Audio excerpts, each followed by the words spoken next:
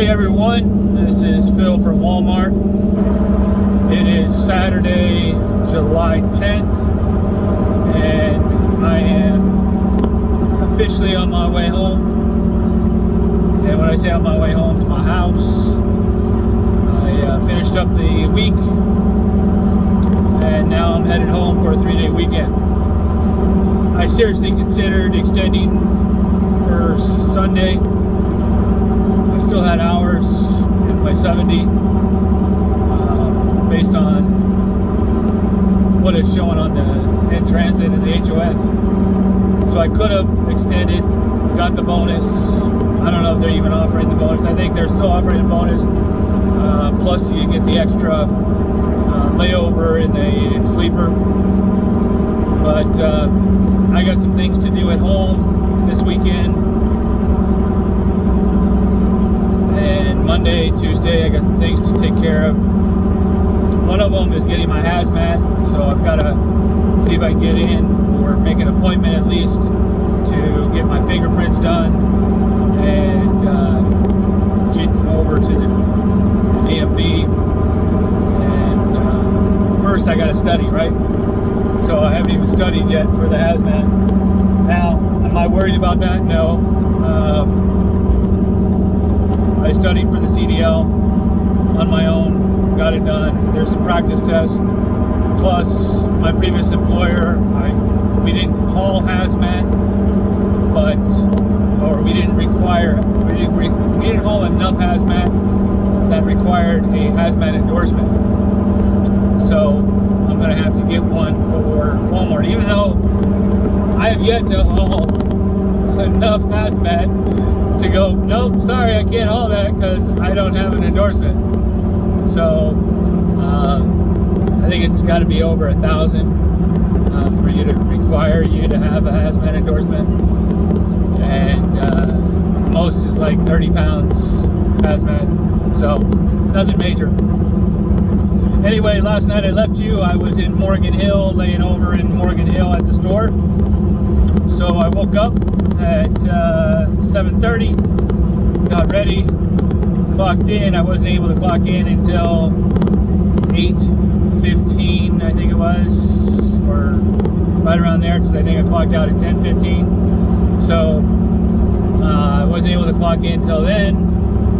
So as soon as I did that, I got on the road and headed back to Sacramento.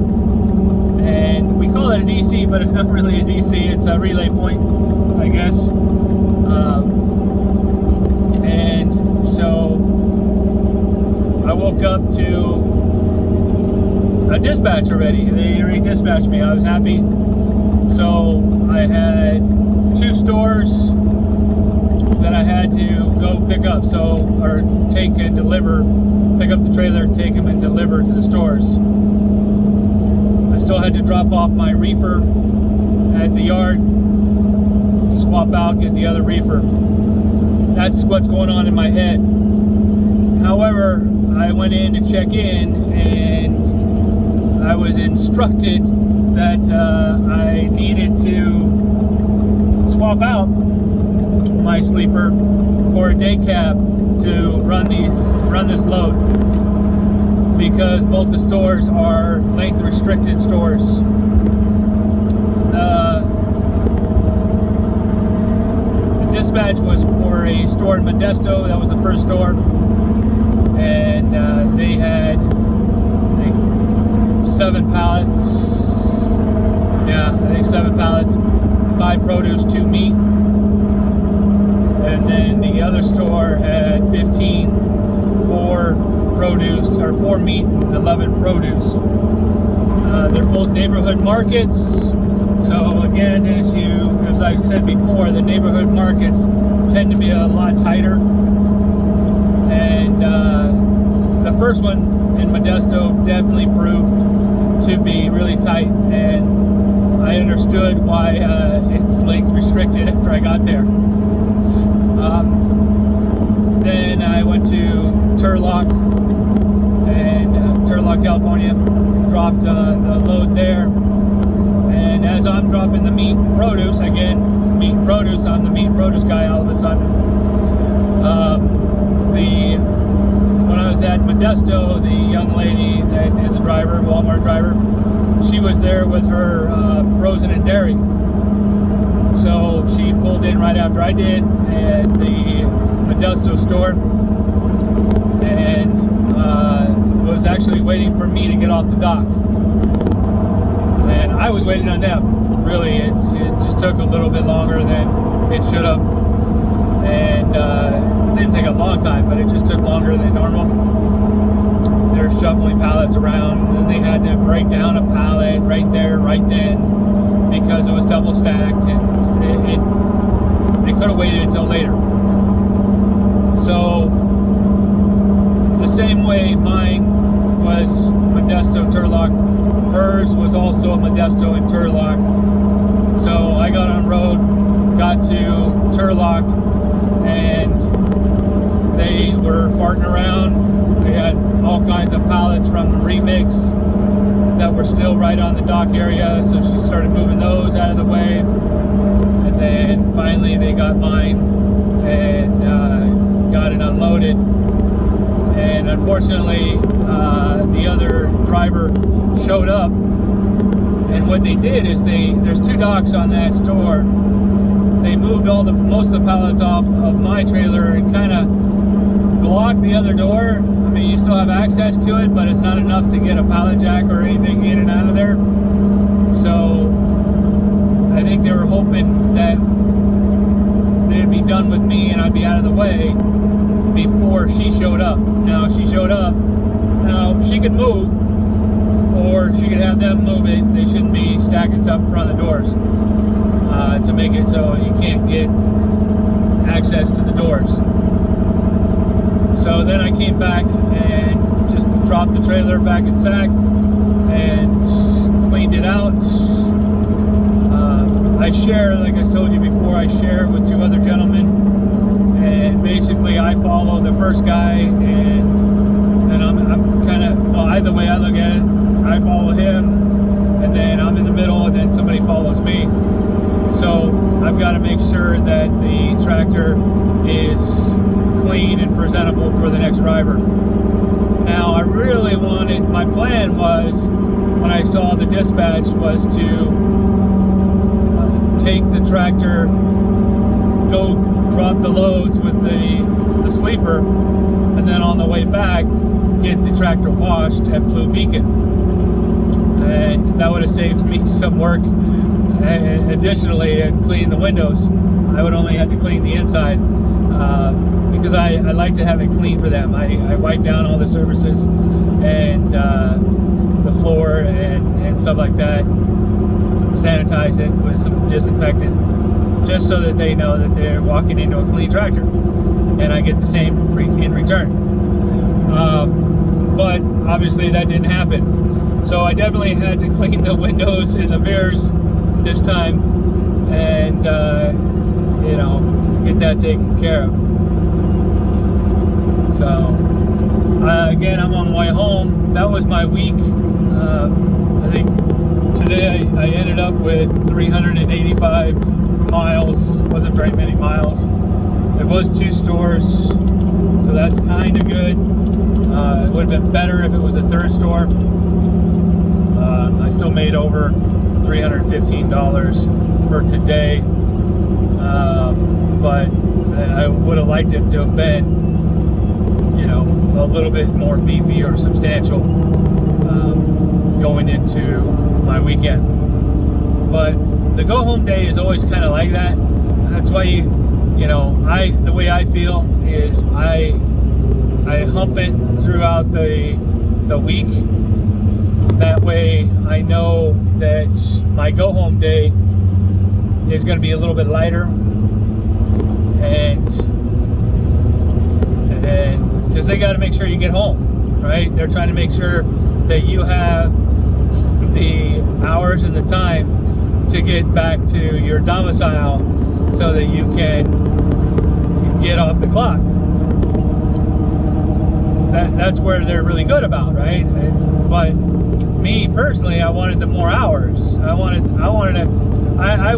would actually go all the way up to my 14th hour on my go home day if there was work for me to do. but it just seems like they give me easy cush stuff on my go home day. But it is what it is. Like I said, that's why I push myself the rest of the week.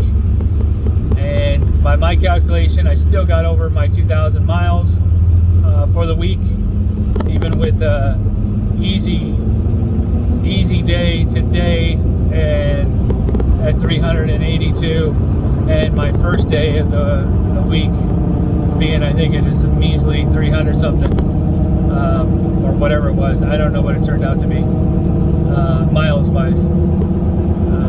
But I'm on my way home. Like I said, today my topic was going to be, or we will be, let's see, how do I want to put it? It kind of goes back into the lights issue, because I saw this a few times last night, and then a couple other things today. So I want to touch on the lights again. So these fancy new cars we all have, you have the different light settings on your dashboard, right? And what happens if you have it in the kind of the middle? You get the running lights, not the headlights, but the running lights up front and the dash lights that come on. So that drunk person, or that tired person, I'll say drunk, but that tired person, or that person that's not paying attention, thinks, based on the fact that they have dash lights on and they have a little bit of light coming out from the front, that it's working, that they have all their lights on. I kid you not, there was at least 4 to 5 different drivers from the time I left the San Jose store to the time I got to the Morgan Hill store that had just their running lights on, and that was it. And it's getting dark, and right now it's starting to get dark, and I need to swap out my glasses. But they think that their lights are on, and they're not, and that makes it very difficult for the rest of us to see them. So check your lights. Check your light switch, right? Just mine's over here on the left, and I turn it all the way on. It goes to auto, and then I pull out for my fog lights if I need the fog lights on. And there's a light on there that shows that I got the fog light on or off. And so I check it to make sure that I have it in auto.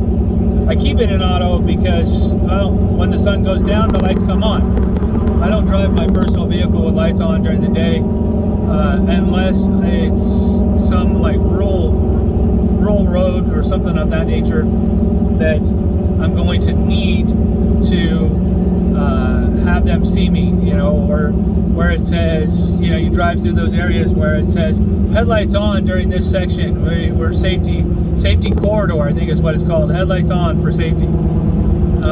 They have those across the U.S. and everything else. I've seen them because I've driven from here all the way to New Hampshire and back a couple times, so I know how the roads are in other locations. But yeah, California, we're sorely behind compared to some of the states. They tell you exactly what's at each exit before you get to it. You got this, you got that, you got McDonald's, you got Motel 6, you got Marriott, you got this on the next sign, you got this at the gas, this is your gas stop, Chevron, Shell. They list out every single thing that's basically, or letting the drivers know what services are actually there. Then we don't have that here. Okay, back to the lights issue. So, and then I saw several of these young, I'm going to call them young people, but they can be a little bit older. I don't want to discriminate. But they are hauling their mountain bikes or their bikes on the back of their SUV or whatever, their car, right? And so what happens?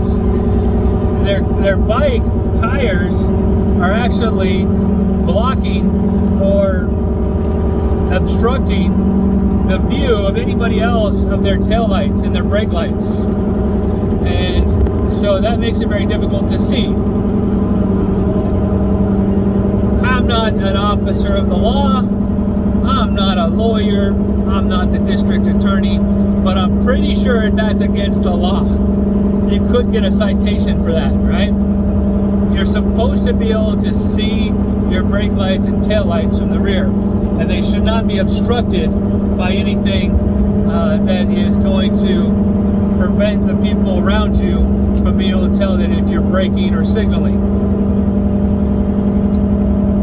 Now, is that the person's fault that put the tow hitch / bike hitch on the back of their SUV to haul their bicycles?